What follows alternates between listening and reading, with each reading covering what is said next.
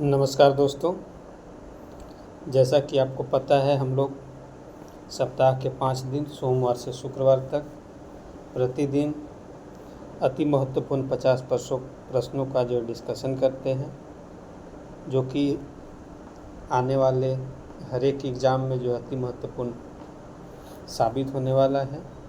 तो दोस्तों, आइए हम लोग देखते हैं इस श्रृंखला को आगे बढ़ाते हुए आज की प्रथम प्रश्न संख्या 50 को देखते हैं। दोस्तों, निम्नलिखित में कौन सा परत भरण या मूल ऊतक तंत्र के अंतर्गत शामिल है? तो इस प्रश्न का सही उत्तर होगा दोस्तों, पहले ऑप्शन पढ़ते हैं, इसके बाद उत्तर बताएंगे। ऑप्शन ए कॉर्टेक्स तथा परिरंभ, ऑप्शन बी कॉर्टेक्स तथा मज्जा, ऑप्शन सी कॉर्टेक्स मज्जा तथा परिरंभ, ऑप्शन नंबर डी दोस्तों होगा कॉर्टेक्स परिरंभ मज्जा तथा पीतकेंद्र। आइए दोस्तों देखते हैं अगले प्रश्न को। प्रश्न संख्या 51, पौधे के भरण ऊतक तंत्र के कार्य कौन सा कार्य है दोस्तों? ऑप्शन ए पौधे को अत्यधिक गर्मी या सर्दी तथा परजीवी कवक से बचाना, ऑप्शन नंबर बी भोज्य पदार्थ का निर्माण तथा उसका संग्रह करना, ऑप्शन नंबर सी हो जाएगा दोस्तों पानी और भोज्य पदार्थ को जड़ से पत्ती तक पहुंचाना, ऑप्शन डी इनमें से कोई नहीं। इस प्रश्न का सही उत्तर होगा दोस्तों ऑप्शन नंबर बी भोज्य पदार्थ का निर्माण तथा उसका संग्रह करना। आइए दोस्तों देखते हैं अगले प्रश्न को। प्रश्न संख्या 52, निम्नलिखित में से कौन अजैव पदार्थ का संचय करता है?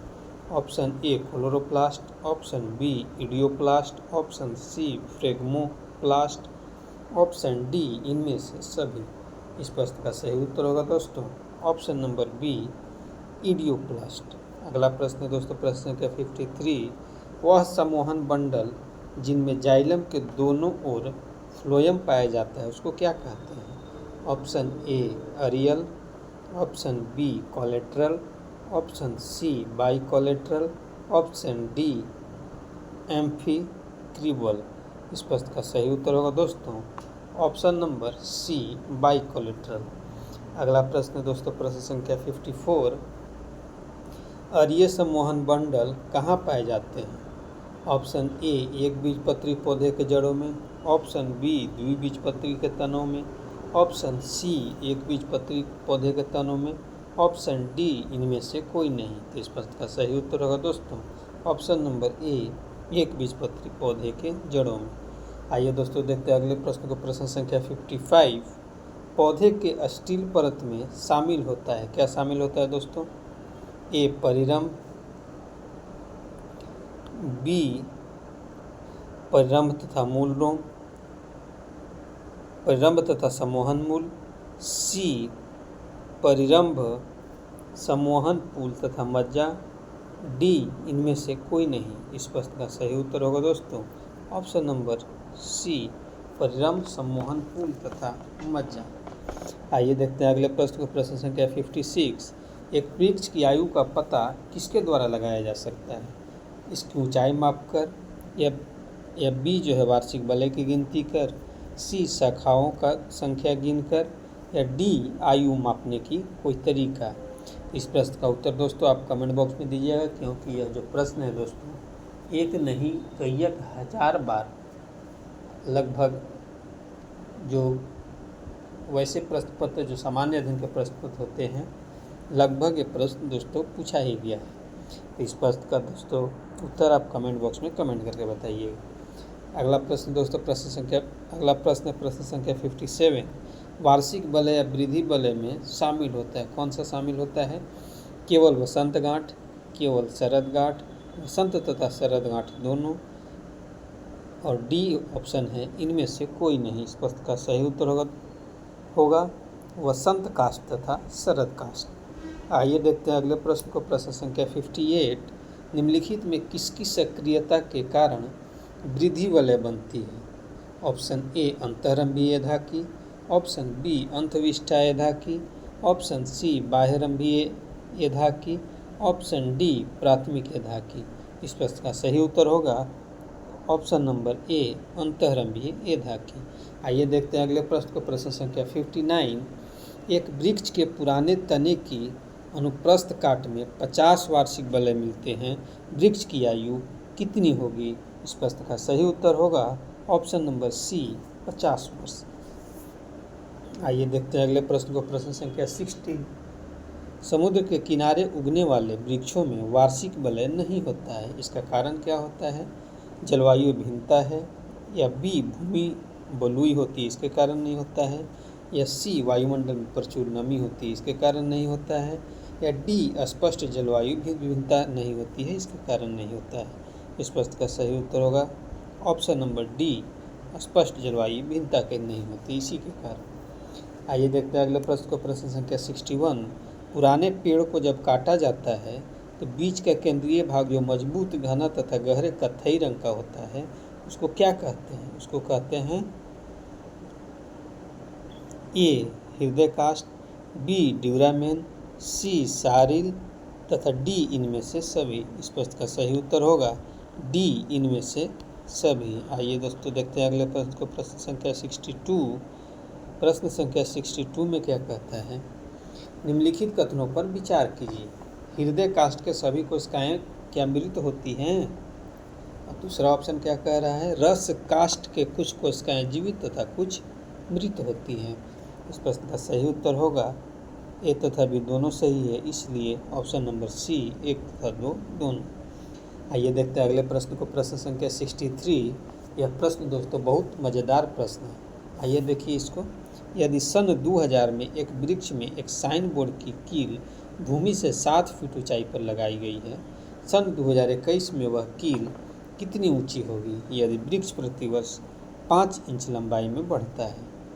इस प्रश्न का सही उत्तर होगा ऑप्शन नंबर बी 7 फीट। आइए देखते हैं अगले प्रश्न को। प्रश्न संख्या 64। जटिल ऊतक कॉम्प्लेक्स टिश्यू बना होता है किससे? ए मृदु ऊतक से, बी स्थूल कोण ऊतक से, सी विभिन्न कार्य करने वाली विभिन्न प्रकार की कोशिकाओं का, डी समान कार्य करने वाली एक ही प्रकार की कोशिकाओं का। इस प्रश्न का सही उत्तर होगा ऑप्शन नंबर सी भिन्न भिन्न कार्य करने वाली विभिन्न प्रकार की कोशिकाओं का। आइए देखते हैं अगले प्रश्न को। प्रश्न संख्या 65। चालनी नलिका तथा सह कोशिका पाई जाती है किसमें पाया जाता है? ऑप्शन ए फ्लोएम में, ऑप्शन बी जाइलम में, ऑप्शन सी मृदु ऊतक में, ऑप्शन डी दृढ़ ऊतक में। इस प्रश्न का सही उत्तर होगा ऑप्शन ए फ्लोएम में। आइए देखते हैं अगले प्रश्न को। प्रश्न संख्या 66। जाइलम एवं फ्लोएम का निर्माण कितने तत्वों से होता है? 2, 3, 4, 5। इस प्रश्न का सही उत्तर होगा ऑप्शन नंबर सी 4। आइए देखते हैं अगले प्रश्न को। प्रश्न संख्या 67। सम्मोहन ऊतक का निर्माण किससे होता है? ए शीर्ष विभाजोत्तकी से, बी पार्श्व विभाजोत्तकी से, सी अंतर्वेशी विभाजोत्तकी से, डी इनमें से सभी। इस प्रश्न का सही उत्तर होगा ऑप्शन नंबर बी पार्श्व विभाजोत्तकी से। आइए देखते हैं अगले प्रश्न को। प्रश्न संख्या 68। इनमें कौन जो है जाइलम तत्व नहीं है? A tracheid, B vessel, C सीबियम ट्यूब, डी वुड फाइबर। इस प्रश्न का सही उत्तर होगा ऑप्शन नंबर सी सीबियम ट्यूब। आइए देखते हैं अगले प्रश्न को। प्रश्न संख्या 69।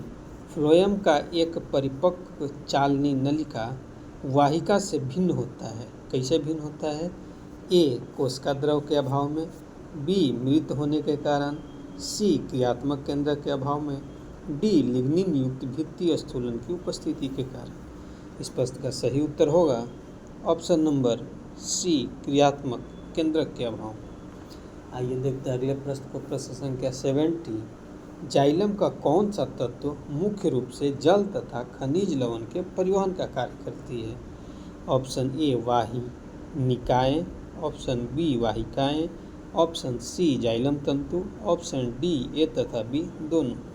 इस प्रश्न का सही उत्तर होगा ऑप्शन नंबर डी ए तथा बी दोनों। आइए देखते हैं अगले प्रश्न को। प्रश्न संख्या 71। जाइलम का कौन सा तत्व जो है जीवित कोशिकाओं का बना होता है? ए वाहिनिकाएँ, बी वाहिकाएँ, सी तंतु, डी जाइलम मृदुतक। इस प्रश्न का सही उत्तर होगा ऑप्शन नंबर डी जाइलम मृदुतक। आइए देखते हैं अगले प्रश्न को। प्रश्न संख्या 72।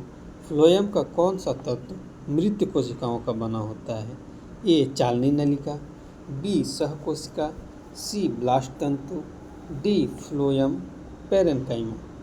इस प्रश्न का सही उत्तर होगा ऑप्शन नंबर सी ब्लास्ट तंतु। आइए दोस्तों देखते हैं अगले प्रश्न को। प्रश्न संख्या 73। फ्लोएम का कौन सा तत्व मुख्यतः भोज्य पदार्थों के सम्मोहन में भाग लेता है?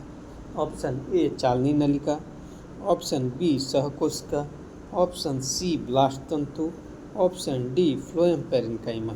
इस प्रश्न का सही उत्तर होगा ऑप्शन नंबर ए चालनी नलिका। आइए देखते हैं अगले प्रश्न को। प्रश्न संख्या 74। चालनी नलिकाओं में भोज्य पदार्थ के सम्मोहन में मदद कौन करता है? ऑप्शन ए सहकोशिका, ऑप्शन बी फ्लोएम तंतु, ऑप्शन सी फ्लोएम मृदुतक, ऑप्शन डी वाहिकाएं। इस प्रश्न का सही उत्तर होगा ऑप्शन नंबर ए सहकोशिका। आइए दोस्तों देखते हैं अगले प्रश्न को। प्रश्न संख्या 75 क्या कहता है? फ्लोएम का कौन सा तत्व जो है फ्लोएम ऊतक को यांत्रिक सहायता प्रदान करता है? ए चालनी नलिका, बी फ्लोएम तंतु, सी फ्लोएम मृदुतक, डी सहकोशिका। इस प्रश्न का सही उत्तर होगा ऑप्शन नंबर बी फ्लोएम तंतु। आइए देखते हैं अगले प्रश्न को। प्रश्न संख्या 76। फ्लोएम ऊतक में चलनी पट्टी पाई जाती है? ए दो सहकोशिकाओं के बीच, बी दो चलनी नलिकाओं के बीच, सी दो ब्लास्ट तंतु के बीच, डी इनमें से कोई नहीं। इस प्रश्न का सही उत्तर होगा ऑप्शन बी दो चलनी नलिकाओं के बीच। अगला प्रश्न देखते हैं। प्रश्न संख्या 77। पौधों में फ्लोएम मुख्यतः किसके लिए उत्तरदायी होते हैं? ए आहार वहन के लिए, बी एमिनो एसिड वहन के लिए, सी जल वहन के लिए, डी ऑक्सीजन के लिए। इस प्रश्न का सही उत्तर होगा ऑप्शन नंबर ए आहार वहन के लिए। आइए देखते हैं अगले प्रश्न को। प्रश्न संख्या 78।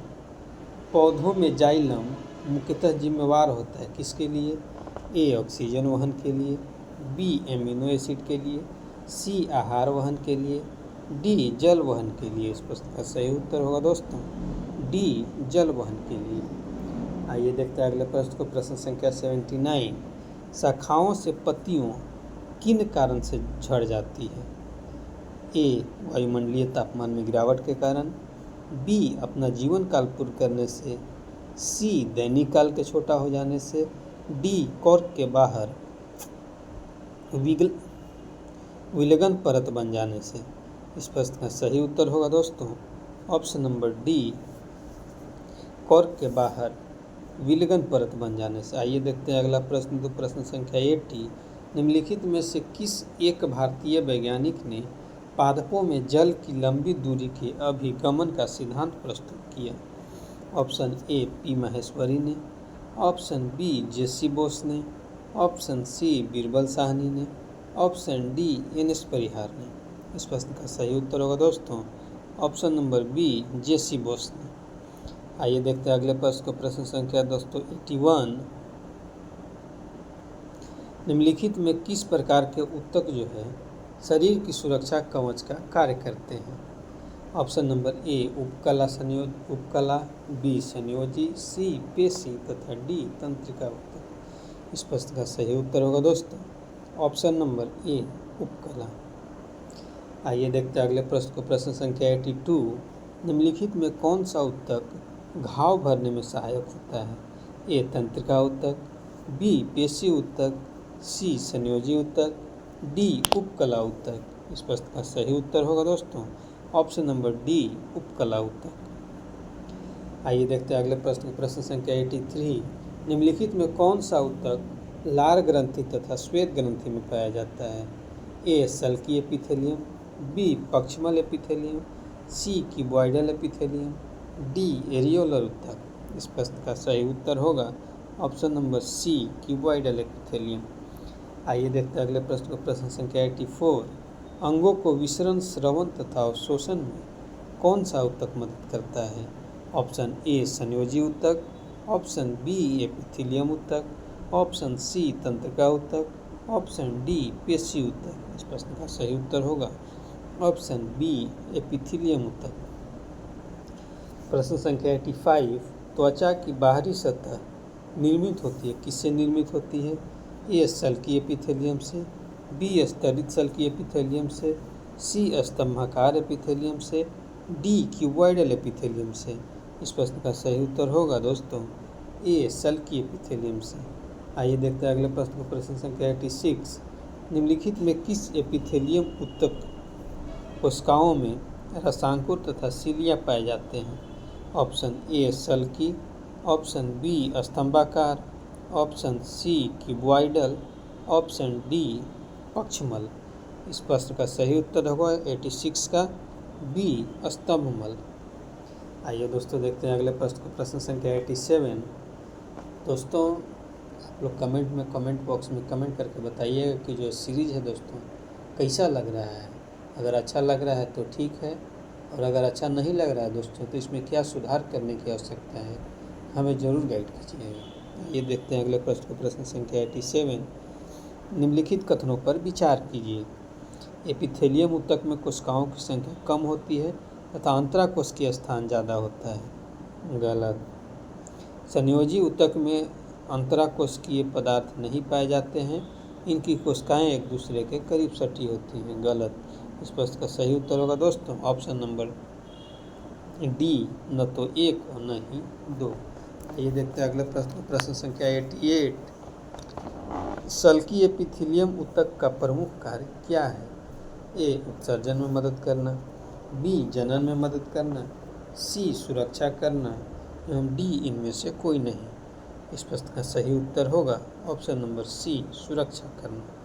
आइए देखते हैं अगले प्रश्न को। प्रश्न संख्या 89, पक्षमाभी एपिथेलियम ऊतक कहाँ पाए जाते हैं? ऑप्शन ए पलीहा में, ऑप्शन बी त्वचा की सतह पर, ऑप्शन सी यकृत में, ऑप्शन डी ट्रैकिया तथा गर्भाशय में। इस प्रश्न का सही उत्तर होगा ऑप्शन नंबर डी ट्रैकिया तथा गर्भाशय। आइए देखते हैं अगले प्रश्न को। प्रश्न संख्या 90, निम्नलिखित में कौन ऊतक त्वचा एवं मांसपेशियों अथवा दो मांसपेशियों को जोड़ने का कार्य करता है? Option A areolar, option B तंत्रिका ऊतक, ऑप्शन सी पेशी ऊतक, ऑप्शन डी कंकाल ऊतक। इस प्रश्न का सही उत्तर होगा ऑप्शन नंबर ए एरियोलर ऊतक। आइए दोस्तों देखते हैं प्रश्न संख्या 91, मोटापा निम्न में से किसकी अधिकता के कारण होता है? ए शर्करा, बी वसा ऊतक, सी ग्लूकोज, डी सुक्रोज। इस प्रश्न का सही उत्तर होगा ऑप्शन नंबर बी वसा ऊतक।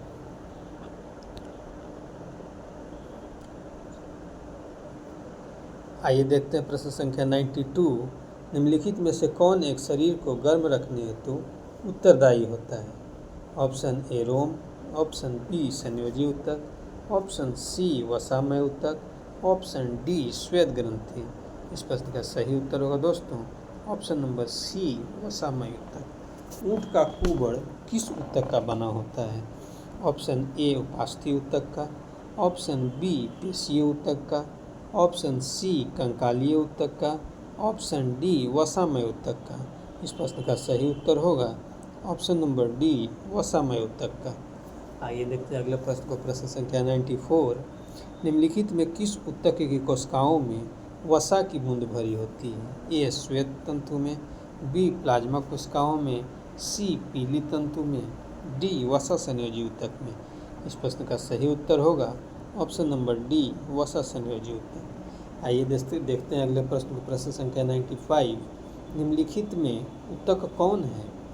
ए अमाशय, बी यकृत, सी रुधिर, डी वृक्क। इस प्रश्न का सही उत्तर होगा ऑप्शन नंबर सी यकृत।